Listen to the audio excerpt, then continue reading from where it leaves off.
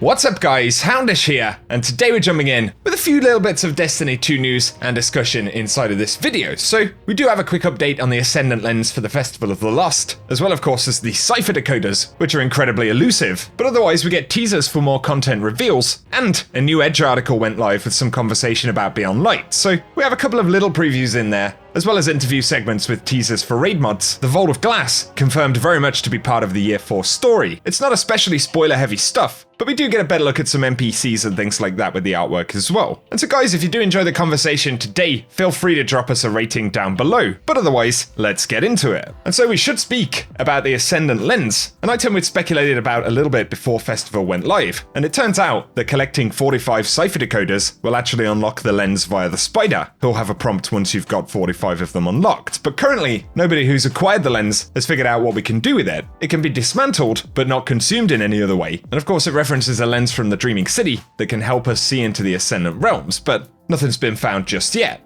However, the item is added to a new collections tab for miscellaneous items, and that's pretty curious, because perhaps if it has no use now, or during the event, it could turn out to have one in Beyond Light or at some point in the future. Because of course the event was supposed to take place during that expansion, and having it in the collections tab does make it reclaimable later, so it could be a thing, but I'll keep you posted if we get any additional info. Of course, you may be wondering about how players are getting 45 ciphers in the first instance. The drop rate, as a lot of us have spoken about, is very low, but Bungie say they're investigating that. And otherwise, some folks have figured out a way to farm the Spire of Stars chest very quickly using a glitch. Not something that I've done personally, but Skyro9 does have a video about it, which I'll link below if you want to check it out. And otherwise, I'll keep you posted on what Bungie have to say. Now though, on the Beyond Light front, yesterday we had a very exciting exotic trailer, and we're getting a lot of at least very, very cool looking stuff. And I also failed to mention that we did get a few glimpses at the Cosmodrome for D2. We're all very curious to see what they do with that destination throughout Year 4, but clearly, reveals are set to continue, and so firstly, players on Reddit pointed out a Vidoc which is on its way. And Carrie, one of the directors for product development, did share that they were part of recording a Vidoc recently, and so this could be another Beyond Light thing, but I'm sure Bungie are also working on Season 13 things as well. So no doubt more trailers, story, or even raid teasers could drop for Beyond Light in the next few weeks, but on the more technical front, community manager Epion also said that for bounty hoarders, they'll be giving us more info on whether Iron Banner, or indeed other types of bounty, are actually going to carry over or be effective at some point in the near future. And so in terms of any useful prep, we may get a bit more information soon. Moving on though, I did mention the new Edge article, and Beyond Light is one of the main features for Edge magazine in December, so there's quite a lot of cool stuff in here. Not necessarily massive reveals, but a fair few insights and some teasers, as well as a lot of cool artwork like this. And you can find a link to the Edge magazine coverage down below, guys. The segment's called Bright Future, and it's by Alex Wiltshire at Edge. And so naturally, there is a lot of conversation about Bungie's kind of technical changes for the game next gen, and things like that. He says on one hand, this expansion will kick off a new 3-year cycle of storylines, magnificent sci-fi vistas, and tight gunplay, but on the other, it will be a far smaller game than it is today, because Bungie's plan to prepare Destiny 2 for another 3 years is to cut a swathe of it away. 4 entire planets, a star-eating spaceship,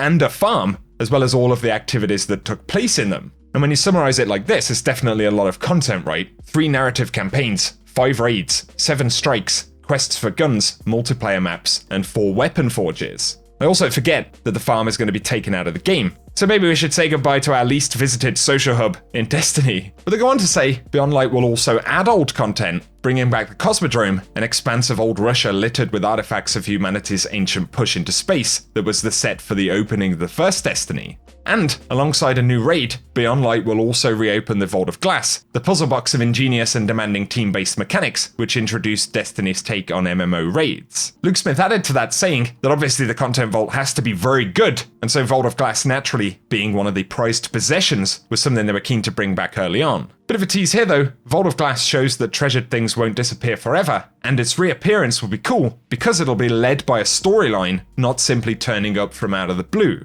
And Luke Smith said that what goes into the vault, or comes out of it, is defined by a combination of things, but it starts with where the story needs to go. And they go on to generally speak about the fact that the content vault is going to be part of the narrative of Destiny, and not always strictly a technical tool for chopping stuff out of the game. Of course it is that, but Bungie want there to continue to be strong narrative reasons for content cycling in and out of the game. There are a couple of cool images here. Firstly, we actually see Eris decked out in completely new gear, so not sure if this is entirely concept art, but gives us an idea of how Bungie want to update the character for that destination. The article also let slip that Beyond Light's Europa, according to Bungie, was originally planned for 2015's The Taken King expansion, and we've known that Europa is something they've been working on for quite some time. They go on to speak a little bit about gameplay that we've seen over the past couple of years in the annual pass and via season passes, as well of course as some of the elements like mods, and they say that they've been so successful that Beyond Light will further build on them, and loot found in its new raid will debut a range of new mods that will define new builds. And they go on to say that it will also extend mods to your Ghost, granting XP bonuses for completing specific pursuits, raising drop rates for enhancement cores, providing bonus glimmer, and showing nearby chests on your tracker. And then of course, unlocking the additional Masterwork slot. But based on what they've learned about the expansion here, loot found in the new raid will debut a range of new mods that will define new builds. And so they're very much saying that endgame perks and mods, possibly stuff that's exclusive to the raid, but not necessarily only working in the raid, right? That's going to be a key focus for that endgame activity, which I think is pretty important. And then they talk a little bit about stasis and some of the things we can do with it, some of which we've heard about in one form or another before, but they say you'll be able to slot aspects presented as named items you'll find in the world, such as a robotic fallen arm, and these grant extra effects on using your class abilities. And so as we've seen previously, Warlocks will have the aspect Frost Pulse that freezes nearby enemies when we use Rift. And aspects will in turn have slots for fragments, which are similar to mods and trigger further effects. So they give the example of Whisper of Bonds being added to Frost Pulse, and this grants super energy when you shoot and defeat frozen enemies, setting up a virtuous cycle in which you ice enemies and then gain energy from them. But also Hunters get Shatter Drive, an aspect which adds the ability while airborne to plunge to the ground and shatter nearby enemies, and Whisper of Hedrons, a fragment that grants bonus weapon damage after freezing a target. And that one comes with the cost of -10 to strength. And they talk about the fact that Luke Smith had said in D2's early days, build potential and customization were very much too restrictive in Destiny 2. They do talk about the fact that changes are coming for New Light, and specifically, they want to give players a better introduction to what the likes of Crucible, Lost Sectors, and Strikes are. And based on what Bungie have already said, it looks like the Cosmodrome could actually be an important part of that, right? Potentially, there could be some introduction missions taking place in the Cosmodrome, new Lost Sectors there, and things like that. And they do discuss the fact that Destiny is going to have quite a bit less content, at least less real estate, right, with destinations, but also various activity modes, access to pieces of gear. A lot of stuff is being adjusted. The devs do kind of say in reality, they accept that they're going to have to wait and see to an extent what Destiny will feel like later on after Beyond Light is launched and how players kind of receive that content drop, but then how that kind of new amount of content will sit once we're out of that initial first month with the expansion. But they do highlight, once again, that a lot of things that they're doing are kind of preparing Destiny for a future, right, where they can continue to update the game. But also, he says here that Noseworthy and Smith say that Bungie's independence from Activision has gained the studio more insight into its players, and that stated that now they can understand the full scope of the business. It's empowered them to make decisions where they can put players first, like removing loot boxes from the game, or delaying Beyond Light by 2 months to improve its quality. And so there we go, quite a lot of interesting conversation. I think especially the fact that they've confirmed there will certainly be some narrative around the return of Vault of Glass. Of course that's going to happen in a season later on in Year 4, so probably the season narrative and the return of the Vault, but also the year-long narrative, they're all going to be connected, right? Also that focus on very strong endgame builds and mods coming out of the raid by the sounds of it. Something else we got was a very cool screenshot of Aramis, actually in the main contents index for the magazine, but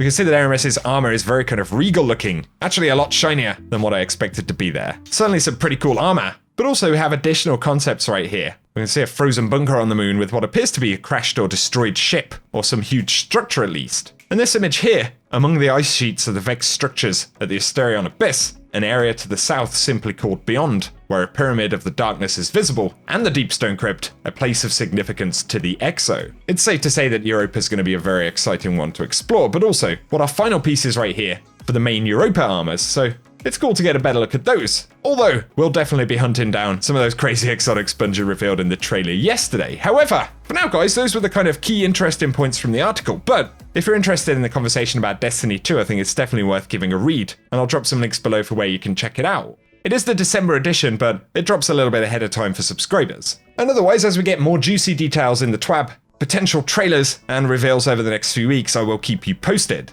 And of course, when Beyond Light drops, I'll have a lot of content here on the channel as well, so feel free to get subscribed, but also give us your thoughts on all the stuff we've spoken about down in the comment section. And otherwise, for now, I appreciate you tuning in, and hope you have an awesome day.